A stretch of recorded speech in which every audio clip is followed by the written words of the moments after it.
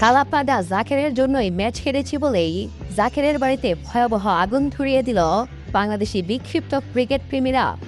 দর্শক, টাপুটে বোলিংয়ে পাকিস্তানকে অল্প রানে আটকে দিয়েও ব্যাট হাতে ব্যর্থ হল বাংলাদেশ দল। মামুলি লক্ষ্য তারা করতে নেমে ব্যাটারদের ব্যর্থতায় হেরে বিদায় নিতে হল স্টিভ রুটসের শিষ্যদের। 134 রানের লক্ষ্য তারা করতে নেমে বাংলাদেশের শুরুটাই হয়েছিল দুঃস্বপ্নের মতো।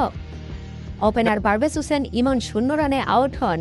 শাহিন আফ্রিদির বলে ওয়ান ডাউনে নামা তাওহিদ হৃদয়ও ঠিকতে পারেননি। দল বলে 5 রান করে ফেরেন তিনিও শাহিনের শিকারে। অন্য ওপেনার সাইফ হাসান কিছুটা আক্রমণাত্মক ব্যাটিংয়ের ইঙ্গিত দিলেও বেশিক্ষণ ঠিকতে পারেননি। হারিস রৌফের বলে সাইম আইবের হাতে ক্যাচ দিয়ে ফেরেন 18 রান করে। শেখ মেহেদীর ব্যাট থেকে আসে মাত্র 11 রান।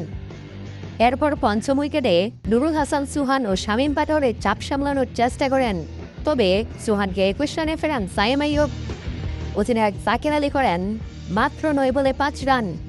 লড়াই চালিয়ে যান শামীম পাটোয়ারি, তাকে সঙ্গ দিচ্ছিলেন তানজিম হাসান সাকিব।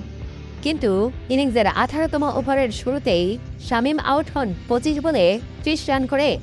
একই ওভারে ফিরে যান সাকিবও। বাকিরাও সুবিধা করতে না পারায় শেষ পর্যন্ত লক্ষ্য ছুঁতে পারেনি টিম টাইগার্স। এদিন অধিনায়ক হিসেবে জাকেরের 9 বলে 5 রানের টেস্ট ইনিংসটাই মূলত ডুবিয়েছে বাংলাদেশ দলকে। বেসিক্যালি তাকে হার্ড হিটার হিসেবে দলে নেওয়া হয়ে থাকে, আর সেই কিনা মহা গুরুত্বপূর্ণ ম্যাচে এমন একটা ইনিংস খেলে দলকে বিপদে রেখে যান। সেই সাথে করলেন বাজে অধিনায়কত্বও। তাই তো জাকেরের উপর ক্ষোভ জেরে জাকেরের গ্রামের বাড়িতে আগুন ধরিয়ে দিলেন কিছু পাগলা ক্রিকেট প্রেমীরা।